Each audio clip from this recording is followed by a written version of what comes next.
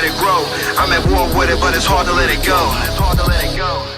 I go ahead and apologize ahead of time for those of you who assume that you'd be watching a video about the Suros Regime returning in Destiny 2, despite the fact that the title of the video clearly says if the Suros Regime was in Destiny 2. I just figured there'd be people in the comment section complaining about clickbait and yeah, whatever. But in other news, this artwork was a collaboration project between myself and my good friend Mr. Reeseeks. He worked very hard to bring this very realistic picture to life, so show him some love by swinging by his YouTube channel. But yeah, Suros Regime, or at least what his skill tree would look like if it were in Destiny 2. The only thing I would ask for is if this weapon had the same weather-worn, wear and tear appearance like all the gunsmith weapons have in Destiny 2, or at least an ornament for it. But without further ado, I'ma list off all of his perks. Alright, first up we got the intrinsic perk, Suros Regime. The bottom half of each magazine deals bonus damage and has a chance to return health when dealing damage. Same perk, you know what I'm saying? Same exact perk as what it was in D1. I didn't call it Suros Legacy because I wanted to keep it as OG as possible, but maybe if this gun did come back,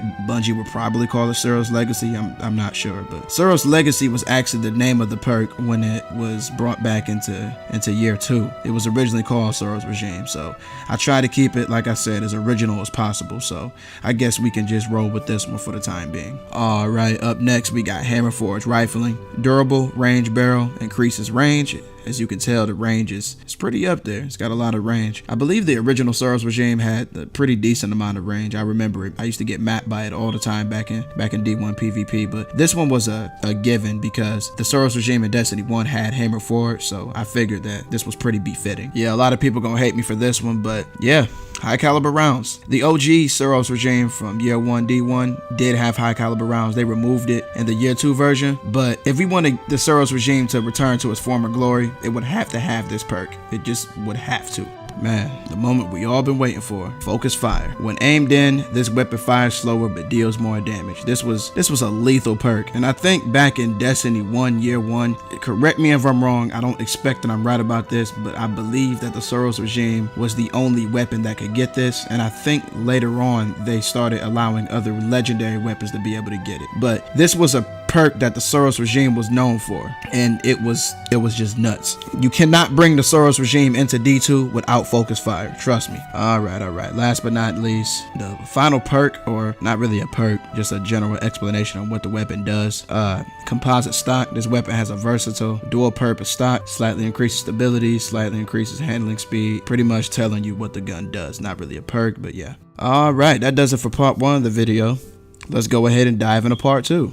A few moments later. In Destiny 2, we've been given access to a handful of exotic armor pieces that we've already used in Destiny 1, but the Mighty Multi-Tool and the Hardlight are the only exotic weapons that make a return. This may strike a lot of us Destiny 1 veterans as odd that the Suros Regime didn't return as well, since it was undoubtedly the most iconic primary weapon in the history of Destiny 1. And when this weapon was in its prime, it led a PvP meta that will put you in the mind of what we're currently seeing in Destiny 2's Crucible. I'm referring to the huge influx of high-impact auto rifles running rampant in the Crucible. Prosecutor, Uriel's Gift, and most recently the Number from Future War Cult have become a part of everyone's go-to PvP loadout. All of this being stated, a part of me believes that Bungie was fully aware of this, and that might be some of the reason why the Suros Regime doesn't exist in Destiny 2. Come to think of it, there aren't any Suros auto rifles in the 450 rounds per minute archetype in Destiny 2 at all, which doesn't make any sense because in Destiny 1 we had the Suros ARI 45, which would belong to that particular archetype if it were in Destiny 2, and the Suros ARI 41, which will be a part of the 600 RPM style auto rifles. But in Destiny 2, we have the Martyr's Make and the Gallia 42,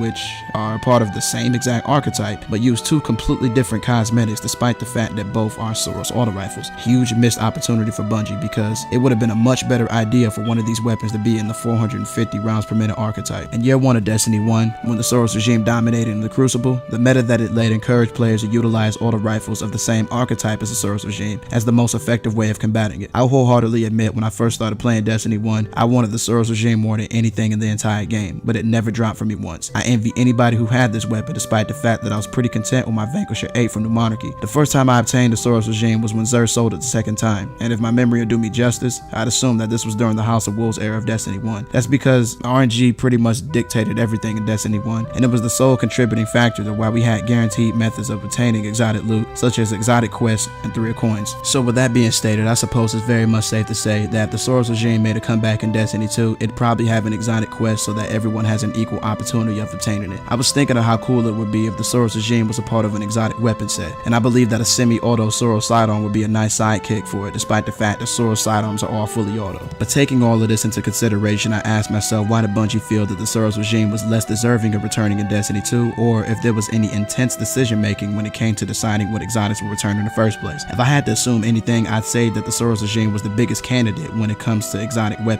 that make a comeback in Destiny 2, but Bungie probably changed their minds at the last minute because it would have been incredibly coincidental if the original King of the Crucible was in Destiny 2, running around tearing it up alongside other auto rifles in his respective archetype. It would have literally been vanilla D1 Crucible all over again, but if you think about it, it's pretty much already like that as of presently. The only difference is that the Might of Multi-Tool is here and the Suros Regime is not. Alright everybody, that does it for this video. Remember, if you have any video concepts, any ideas of any kind that you'd like me to make a video out of, go ahead and drop them ideas in the comment section below. But until next time, 1LHD over and out. Stay blessed.